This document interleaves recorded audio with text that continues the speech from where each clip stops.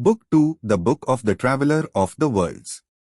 Canto 11, The Kingdoms and Godheads of the Greater Mind, page 268.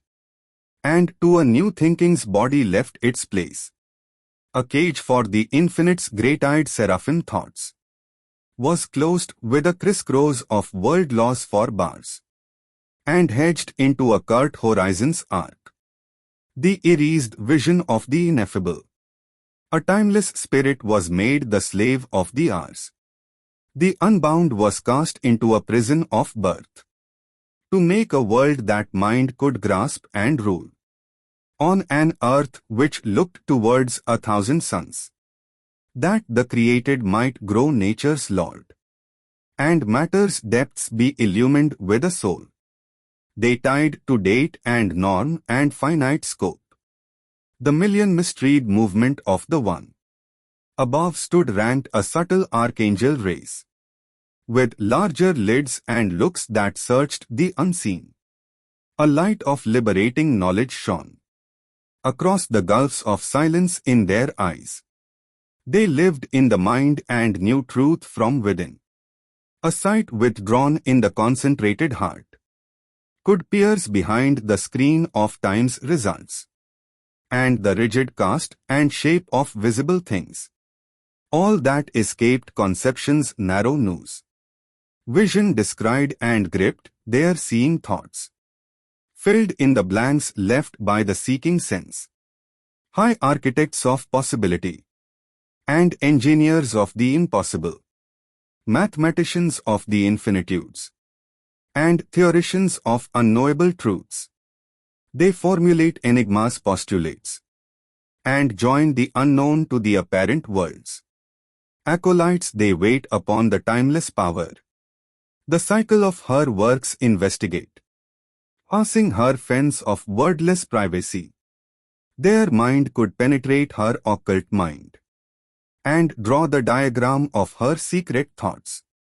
They read the codes and ciphers she had sealed.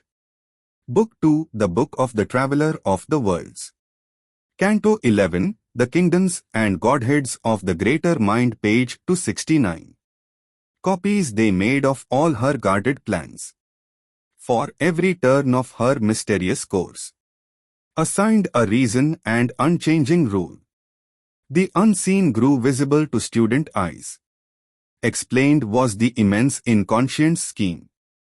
Audacious lines were traced upon the void. The infinite was reduced to square and cube, arranging symbol and significance, tracing the curve of a transcendent power. They framed the Kabbalah of the cosmic law, the balancing line discovered of life's technique, and structured her magic and her mystery, imposing schemes of knowledge on the vast.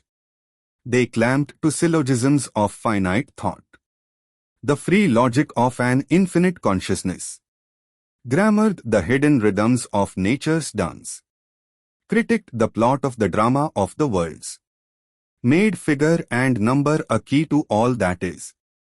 The psychoanalysis of cosmic self was traced, its secrets hunted down and read. The unknown pathology of the unique assessed was the system of the probable, the hazard of fleeing possibilities, to account for the actual's unaccountable sum.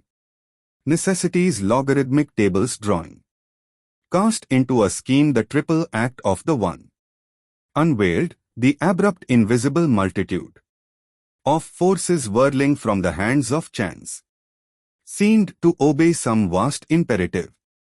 Their tangled motives worked out unity. A wisdom read their mind to themselves unknown.